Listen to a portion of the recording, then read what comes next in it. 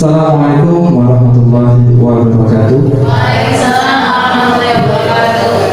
Alhamdulillah, puji syukur kehadirat Allah Subhanahu wa taala di mana kita semua dapat hadir di pertemuan kali ini. Yang kedua, salawat serta salam tetap kita tercurahkan kepada baginda junjungan kita Nabi besar Muhammad SAW, di mana beliau telah memberi suri teladan bagi kita sesuai dengan tema kita, yaitu tentang budaya positif. Di sini saya akan memaparkan tentang penyebaran pemahaman dan penerapan pengalaman budaya positif. Konsep inti budaya positif. Budaya positif ini ada konsep intinya. Yang pertama itu adalah perubahan paradigma belajar. Yang kedua yaitu disiplin positif. Yang ketiga nilai-nilai kebajikan. Yang keempat kebutuhan dasar manusia, motivasi perilaku manusia, posisi kontrol guru, keyakinan kelas, dan segitiga restitusi. Ini adalah konsep inti dari budaya positif. Ada 8 poin. Kita akan bahas satu persatu. Yaitu pembelajaran dengan paradigma baru. Pembelajaran dengan paradigma baru ini adalah merupakan pembelajaran yang dirancang dengan prinsip berdiferensiasi, sehingga murid belajar itu sesuai dengan kebutuhan berdasarkan tahap perkembangan untuk mewujudkan profil pelajar Pancasila. Kita sudah mengenal tentang profil Pancasila, terutama yang lama sudah melaksanakan Umer. Itu di sini ada 6 nilai profil Pancasila, yaitu mulai dari beriman, bertakwa kepada Tuhan Yang Maha Esa, berpendidikan global, gotong royong, kreatif, dalam kritis, dan mandiri. Miskonsepsi tentang makna kontrol. Nah, ini miskomunikasi kita. Yang pertama, ilusi guru mengontrol murid. Pada dasarnya kita tidak dapat memaksa murid untuk berbuat sesuatu. Jikalau murid tersebut memilih untuk tidak melakukannya, walaupun tampaknya guru sedang mengontrol perilaku murid. Hal demikian terjadi karena murid sedang mengizinkan dirinya sendiri untuk dikontrol. Jadi ilustrasi yang pertama itu guru bisa mengontrol murid. Yang kedua, ilusi bahwa semua penguatan positif efektif dan bermanfaat. Yang ketiga, ilusi bahwa kritik dan membuat orang merasa bersalah dapat menguatkan karakter. Contoh, pesan negatif itu dengan kasar, kamu itu tidak benar, gini, seharusnya gini. Nah, itu adalah pesan kasar. Pesan-pesannya negatifnya tapi dengan menggunakan dengan kata kasar. Tapi seharusnya dengan menggunakan suara halus saja anak-anak itu bisa dikontrol. Berikutnya, ilustrasi bahwa orang dewasa memiliki hak untuk memaksa. Artinya banyak orang dewasa yang percaya bahwa mereka itu memiliki tanggung jawab dan untuk membuat murid-murid berbuat hal-hal tertentu.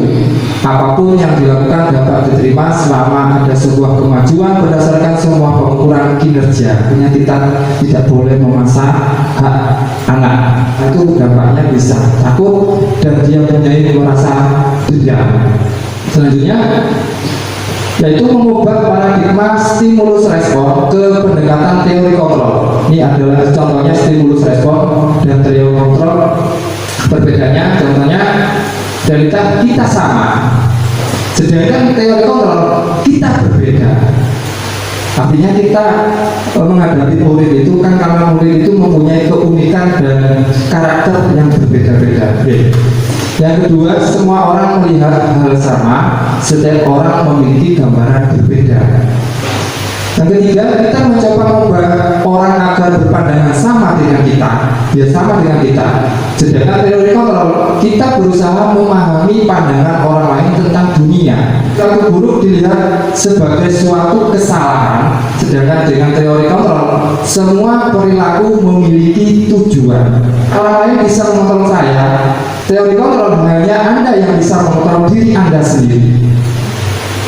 Yang kedua, tentang inti positif, yaitu disiplin positif. Disiplin berasal dari kata disiplina yang artinya belajar. Disiplin mengacu pada disiplin diri yang memiliki tanggung jawab terhadap apa yang diperbuat berdasarkan nilai-nilai yang diyakini. Disiplin positif merupakan salah satu cara penerapan disiplin. Itu tujuannya untuk menumbuhkan kesadaran serta memperdayakan murid tanpa imbalan penghargaan, ancaman atau hukuman. Nah, ini kita sebagai pendidik mempunyai tujuan kita adalah menciptakan peserta didik yang memiliki disiplin diri sehingga mereka berperilaku mengacu pada nilai-nilai kebajikan universal dan memiliki motivasi intrinsik. Artinya motivasi disiplin diri itu keluar dari dirinya sendiri dalam perubahan perilaku ke arah yang lebih baik.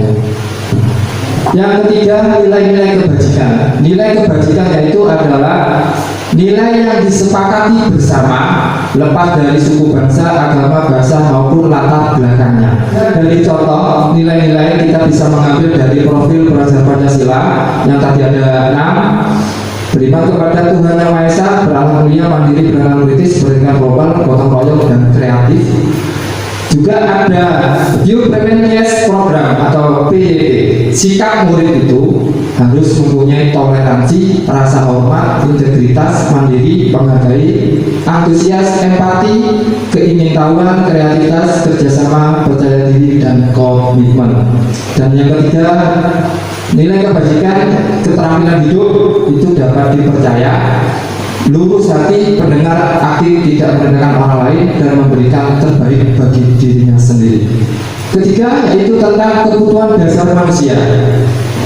Kebutuhan dasar manusia itu adalah segala sesuatu yang kita lakukan untuk mendapatkan apa yang kita inginkan. Itu kebutuhan dasar manusia.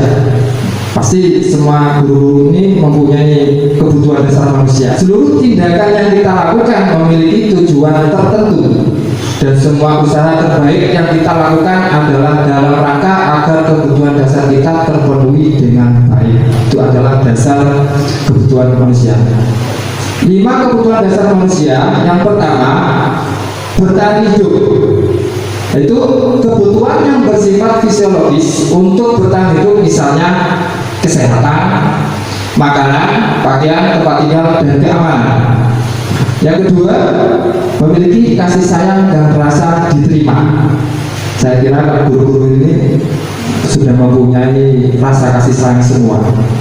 Nah, itu kebutuhan psikologis untuk disayangi dan diterima, meliputi kebutuhan akan hubungan dan koneksi sosial, misalnya seperti rasa diterima, dipedulikan, berbagi, kerjasama, menjadi bagian dari kelompok.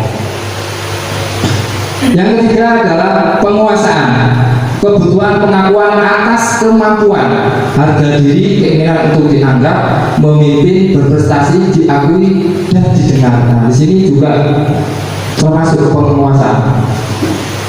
Yang keempat, kebebasan, yaitu kebutuhan akan pilihan, mandiri, memiliki pilihan, mencoba hal baru, mampu mengendalikan arah dirinya. Yang kelima, yaitu kesenangan. Kebutuhan untuk merasa senang adalah kebutuhan untuk mencari kesenangan, bermain, tertawa, dan antusias.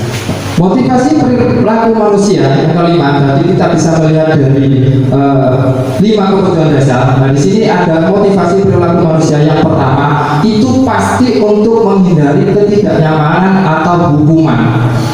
Anak-anak kadang-kadang disiplin, tapi disiplinnya itu takut karena dia tidak nyaman atau takut kena hukuman. Yang kedua, untuk mendapatkan imbalan atau penghargaan dari orang lain. Jalur penghargaan, aku ingin itu ya. Nah, itu semua motivasi dari intrinsik. Artinya motivasi ini didorong dari orang lain, dari luar. Contoh, kita bisa mendorong ke anak didik kita. Nah, sedangkan yang ketiga yaitu untuk menjadi orang yang mereka inginkan dan menghargai diri sendiri dengan nilai-nilai yang mereka percaya. Ini artinya motivasi yang intrinsik, yaitu motivasi dari dirinya sendiri. Dia bisa menggali dirinya sendiri. Nah, hukuman ini adalah tidak terencana atau tiba-tiba. Contoh anak datang telat, lari lapangan 5 putaran, itu termasuk hukuman tiba-tiba tanpa terencana. Terus murid tidak tahu apa yang terjadi atau tidak dilibatkan. Yang 3 bersifat arah, berupa hukuman fisik atau psikis. Yang kedua, konsekuensi. Kalau konsekuensi ini berbedanya, dia terencana tapi sudah disepakati sesuai peraturan. Murid tetap dibuat tidak nyaman. Yang ketiga, itu restitusi, proses menciptakan kondisi bagi murid untuk memperbaiki kesalahan. Proses kolaboratif yang mengajarkan murid untuk mencari solusi sendiri. Ini artinya anak-anak yang mempunyai kesalahan itu diajak ngobrol atau dialog untuk mencari kesalahannya sendiri dan mencari solusi yang dihadapi. 5. Posisi kontrol guru. Yang pertama, posisi kita sebagai penghukum, posisi kita sebagai muat merasa bersalah, kita sebagai teman, kita sebagai pemantau, dan yang terakhir yaitu sebagai manajer. Nah, kira-kira Bapak, Ibu-ibu, Bapak di belakang, ya dengarkan ya. Pak Dani ya, mungkin Pak Dani ya. Nah, di sini 5 posisi kontrol guru. Ini ada 5. Jenengan bayangkan, jenengan sampai sekarang itu posisinya berada di mana? Kita kadang-kadang tanpa sengaja kita sebagai penghukum. Kita kadang-kadang tanpa sengaja merasa muat bersalah. Hanya dia bersalah, dia merasa bersalah. Kadang kita berasa sebagai teman. Contoh penerapan 5 posisi kontrol guru. Nah, ini saya beri contoh. Ini tadi malam saya buat ya. Kasus murid tidak memakai atribut lengkap. Contoh perkataan yang masuk penghukum. Lari lapangan sebanyak 5 putaran, atau hormat kepada bendera selama 1 jam. Nah, itu termasuk hukuman. Yang kedua, contoh pembuat merasa bersalah.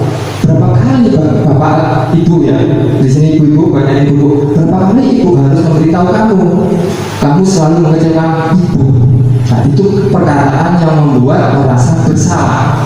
Yang ketiga, sebagai teman, contohnya, ayo dong ikuti peraturan sekolah, tolong bantu ibu ya sekali lagi. Ya sudah, tidak apa-apa, lain kali jangan sampai seperti ini lagi. Itu perkataan bahwa kita sebagai teman. Terus sebagai pemantau, kamu sudah melanggar peraturan sekolah, kamu tahu konsekuensinya, kan sudah ada peraturan sekolah. Jadi jam istirahat kamu beli atributnya koperasi dan jangan diulangi lagi. Itu termasuk contoh dari pemantau. Yang terakhir yaitu sebagai manajer. Apakah kamu tahu kesalahan kamu? Kira-kira bagaimana kamu memperbaiki kesalahan kamu? Nah, jadi anak-anak ini suruh mencari solusinya. Dia merasa bersalah, terus apa solusinya? Seperti itu. Ini adalah posisi kita sebagai guru. Kita selama ini berada di posisi yang mana? Yang ketujuh, keyakinan kelas. Mengapa keyakinan kelas atau bukan peraturan kelas? Mungkin ibu-ibu di sini, bapak di belakang yang sudah mengenal kata-kata dengan keyakinan kelas. Nah, seperti itu. Keyakinan kelas itu hampir sama dengan peraturan sekolah. Itu bersifatnya ya, sedangkan peraturan kelas biasanya ini terbit tanpa persetujuan pihak objek yang harus melaksanakan. Jadi anak-anak masuk kan sudah ada peraturan sendiri, peraturan sekolah itu. Sedangkan kalau keyakinan kelas adalah persetujuan yang dibuat bersama antara guru dan murid, selanjutnya akan ditaati bersama. Ini keyakinan kelas. Jadi guru-guru terutama nanti di awal ajaran baru, kita seharusnya membuat keyakinan kelas di kelas kita masing-masing. Kita membuat keyakinan kelas kita pada murid-murid kita dan disepakati bersama agar anak-anak itu lebih mudah, lebih ingat dengan peraturan yang berada di kelas. Nah, ini adalah contoh pembuatan keyakinan kelas. Ini kan peraturannya. Jadi anak-anak, ayo kita sepakat kelas kita peraturannya gimana? Datang tepat waktu, harus menuliskan nih terus tidak buang sampah sembarangan. Jadi anak dikasih kertas, ditempelkan di papan tulis, kita bisa memilah. Jadi keyakinan kelas bisa menjadi 5 ini. Contoh, bersih. Berarti ya kelas harus bersih, membuat kelas. Jadi anak-anak itu mudah diingat. Jadi peraturan di kelas kita sendiri. Ini adalah contoh keyakinan kelas. Yang terakhir yaitu yang 8, sertifikat restitusi. Ini adalah tindakan kita sebagai seorang manajer. Guru yang berperan sebagai manajer pasti menggunakan sertifikat restitusi dalam menyelesaikan masalah melalui 3 tahapan, yaitu yang pertama menstabilkan identitas, yang kedua validasi tindakan yang salah, dan yang ketiga menanyakan keyakinan. Nah, ini sertifikat restitusi ini suatu proses dialog yang dijalankan oleh guru. Tujuannya untuk menghasilkan murid yang mandiri dan bertanggung jawab. Jadi anak-anak salah diajak dialog, kesalahannya di mana, keyakinan kelas itu apa yang sudah dilanggar, terus tanggung jawabnya apa. Nah, itu diajak dialog. Menstabilkan identitas berdasarkan prinsip membuat kesalahan adalah bagian dari proses pembelajaran. Berbuat salah itu wajar, tidak apa, namanya manusia itu tidak sempurna. Ibu pernah melakukan itu, tapi ibu ingin mencari solusi dengan permasalahan ini. Kamu berhak merasa begitu. Nah, validasi tindakan yang salah berdasarkan prinsip setiap perilaku berusaha memenuhi suatu kebutuhan tertentu. Nah, ini seperti tadi contohnya, pasti kamu punya alasan mengapa melakukan itu. Itu termasuk dalam validasi perbuatan salah. Ditanyakan tindakannya. Terus yang terakhir yaitu menanyakan keyakinan. Berdasarkan prinsip teori bahwa pada dasarnya kita termotivasi secara intrinsik menanyakan kepada yang bersangkutan, apa keyakinan kelas kita, nilai-nilai apa yang kita sepakati bersama, terus sampai kamu menjadi orang seperti apa. Jadi anak-anak bisa menggali dari kesalahannya sendiri. Ini adalah contoh skenario sertifikat restitusi yang pernah saya laksanakan kemarin. Kasus tidak terima hasil karya atau pekerjaannya, ditertawai oleh temannya, akhirnya ia marah dan tidak dapat menahan emosinya.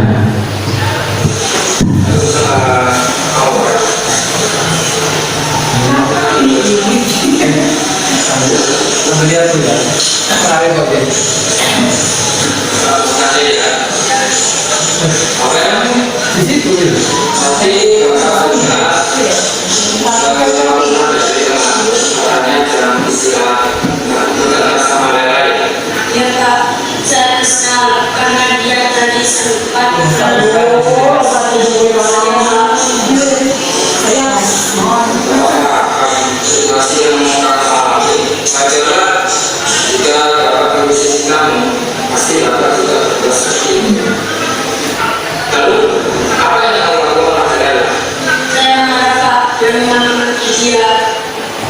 ini adalah validasi tindakan. Tindakan apa yang dia lakukan? saya tersinggung hasil kerja saya diketahui. Saya buat itu karena hasil saya sendiri. Itu ajar ya, karena hasil tidak dihargai, bapak menghargai karena kamu tidak berbuat lebih dari itu. Misalnya kamu mau mulailah sebelumnya sampai satu.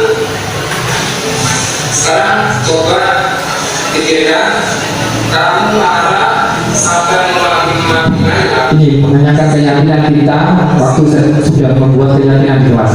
keyakinan apa yang kamu sudah dilanggar? Saling menghargai bukan Saling memperhitungkan pentingnya. ya tinggal Pak itu menjelas Pak. Terus apa yang kamu lakukan jika kamu sedang marah? Harus bisa Pak. Kamu bersedia untuk memperbaiki kesalahan ini? Bersedia Pak. Apa yang kamu lakukan untuk memperbaiki masalah ini? Saya harus bersabar dan bisa menahan amarah. Jika terjadi lagi saya melakukan itu Pak. Bagus. Tepat sekali tindakan kamu. Selanjutnya, Ya,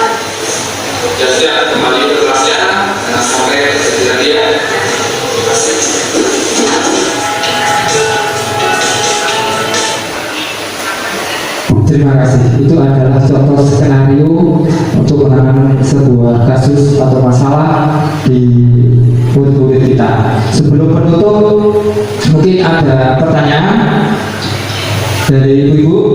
Apa sudah paham? Paham, alhamdulillah. Berarti kita kan setiap hari sudah melaksanakan tentang budaya positif. Nah, tentang masalah hukuman itu mungkin ada yang tidak setuju. Kalau hukuman itu saya setuju dengan hukuman, Pak, itu ada. Tapi dengan hukuman tentang masalah tentang hal positif itu bisa. Contoh, karena dia tidak pernah mengerjakan PR terus dikasih hukum karena dia tidak bisa menulis, kita hukuman dikasih untuk menulis.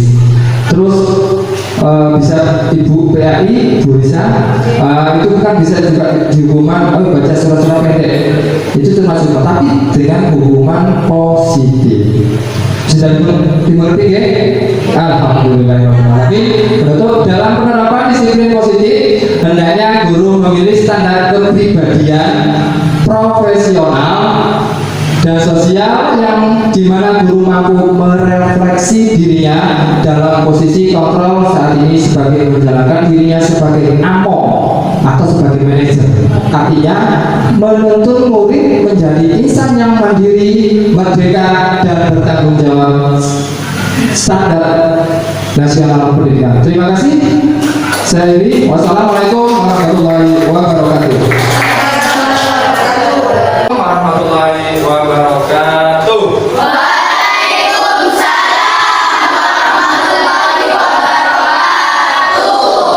Anak-anak, di pagi hari ini kita akan membuat tentang keyakinan kelas. Ada yang sudah tahu atau pernah dengar dengan keyakinan kelas? Nah, keyakinan kelas ini hampir sama dengan peraturan. Cuma keyakinan kelas ini kita buat di dalam kelas sendiri. Dalam ini kita mendengar dari peraturan sekolah saja. Di sini akan memulai membuat yang namanya keyakinan kelas untuk kelas 6. Kita buat sendiri. Setuju?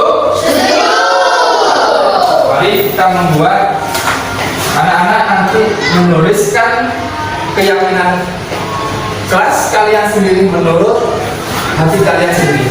Kita harus bagaimana membuat keyakinan kelas ini supaya kita belajar bisa aman dan aman. Kita bagi ya? Silakan.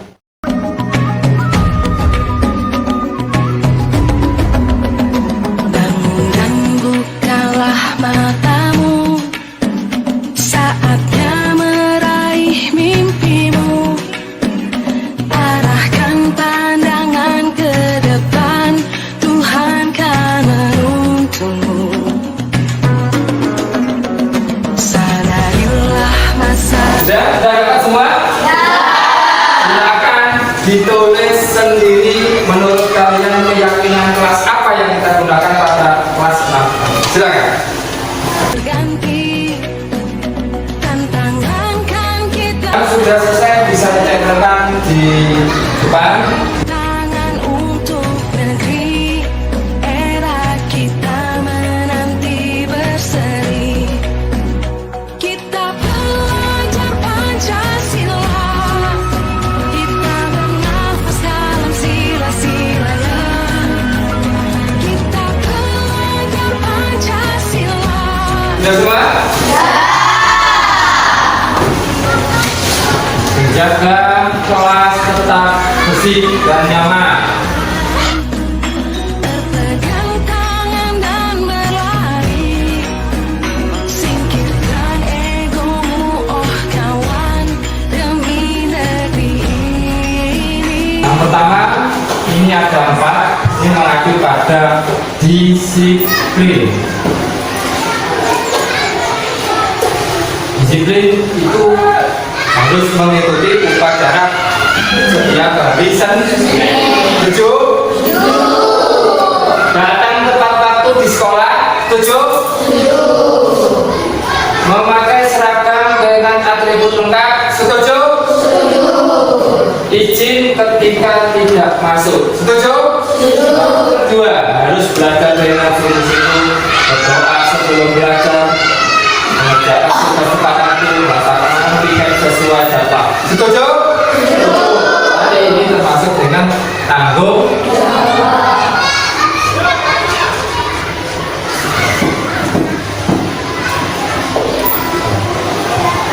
menjaga kelas tetap bersih dan nyaman, jangan membuang sampah sembarangan, jaga atau menjaga kebersihan kelas.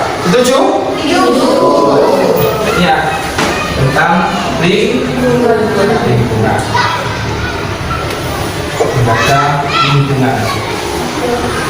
Terus, tidak bertengkar dalam kelas, tidak ada pembulian sesama teman, menghormati guru dan teman, mengucapkan salam ketika masuk kelas, menghargai sesama teman, saling menghargai dan menghormati, menggunakan kata sopan dan santun. Setuju? Tuh.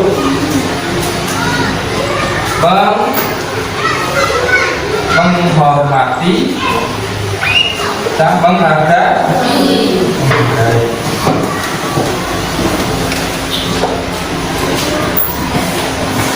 Ikut melaksanakan kerja bakti, membantu teman jika mengalami kesulitan, bekerja kelompok dengan sehat. Dia dalam hal berkelompok. Setuju? Soleh. Nah, jadi ini keyakinan kelas 6 di sini mempunyai 5 keyakinan kelas. Apa saja?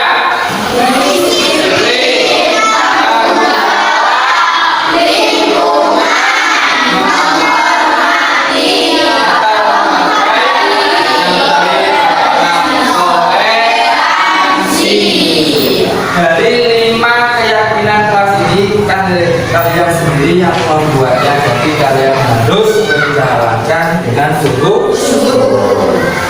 Ya, kalau setuju kita tanda tangan di